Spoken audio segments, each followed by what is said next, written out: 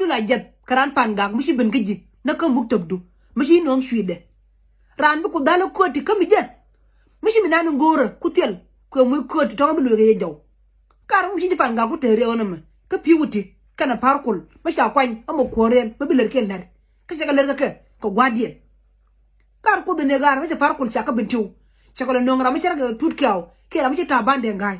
de ji pan gak re kendi le lar okay ko rum chino jugo boma na ka ne kuma jina wanyen jin wuzirin din jin ka pan gak min wuzirin fare ne ka din ka pan gak min ne pan gak dia lar jin ku yi genun amma ta pan gak te mo na ci pan gak la chulu dol ci fo lijin pan gak ci gel kel ti pan gak pis mo gwa ti pan gak mu kan dia la to do ko widu okay ko wanyen jin ko di na nen ke anta mo na mo tin ka pan gak wuzir mo dongo e wotisin changi ko tin mo dongo leri ki ji sendun okay changi okay la nga ko roi na la ora ji wa bi ka la nga ko nyen no na no kana di alke ko rum ci na shu ko runa kami la budi bango gor ba ko gor di na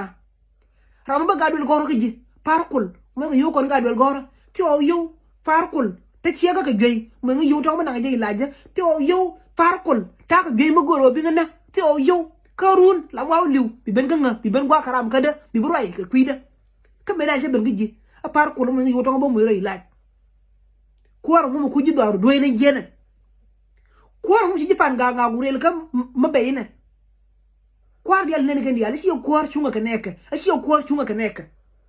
ran na ko to koru teka na kwar mu na goru mu goro bi jedi kwar jin jage yi zinenun mata jina ari to chunga koru ni madan me wona bara dor yo machar si wonne sina budna par ko la mena woni chunga kor run ga na mol bena le kam gwa anjendan mediocre an andi al kon te chunga koru na to dioni na jundirak na gar ko quiz na ngan kon gar te kon te ko gumu chako gar te kon ku gor ko gar te kon ke sines ko an jundira ke to dio ke gar ko quiz mata ko koru ko ken gar te kon ngai ke ka pan gak en ken use te kon ngai ke ala shungal ke ngani mishi ko shon koru ka cha bur gar ra mu gor ne je en je ne de guru jinu ko te mo ne siya ko kuyin wo jinu to koru ko na siya ku wo pan gak kene ku bela wa joy sang bi ka ko ade minan ku je ko ti ko ler ko ka ler yen di pan gak jag wuni ha si am malus si akwan lus si amulen ka jindaro wo bay los to ka je mata tut ka wonte no ma sha wa gwa ka je ana la gak ne dial ka wo di mo gak na atum nan to ba ka tede mata ta bande ngayo ma sha wa gwa ka je ana la gak ne dial ka wo di mo gak na wo to ba tede kan le bol motisino tiake le bol ken yene tout kataban ko le bol shakuya a minister for peace building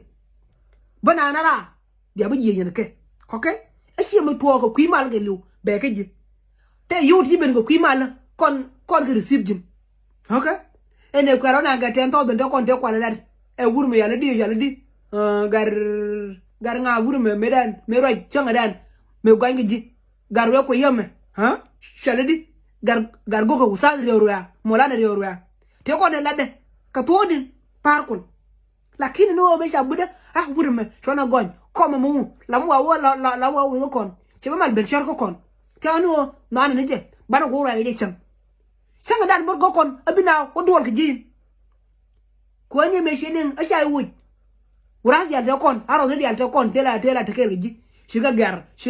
sina me no nga jang sina me no nga ter sina me no nga murle sina me no nga nyam sina me no nga ngu sina we lek aram mo nur ko wa de ngar nan gurji ala ora aros kas ke ji kar la aros kas chala far ke jolo roba aros la aros nan takel yene ja kom muktab ti long na bul goni na ngani ti ko long en jinne me ngai wo chai wuj kan gar da kon sur ko woy na ngan ba bol ni na ngani ni ambol go me kan chu ke je e we se pel sana jongan kan dai si gwani ana bay biel ko ade okay ko ambol go si wona tele me jema ne ga jin fa okay ki kon dial si o tele me jema ne ga ko ji o ajilar na ma sispaya sedda okay ma be te joy ka ler kunti ma ci chunkel kana palinari kien sispaya sedda san lo ko kan koro ban loisina a kur ma linya kore dan mela terna ba linya kur me ko mal ma sha kon tan ko le daw ai ti da chot okay a kur pan tele na roduka par bi gunangwa ba munika pa nangwa okay ban wurum tele mai kuka ba mai gari alaka ba rom chalu kur that is my information and then leave you code. Thank you.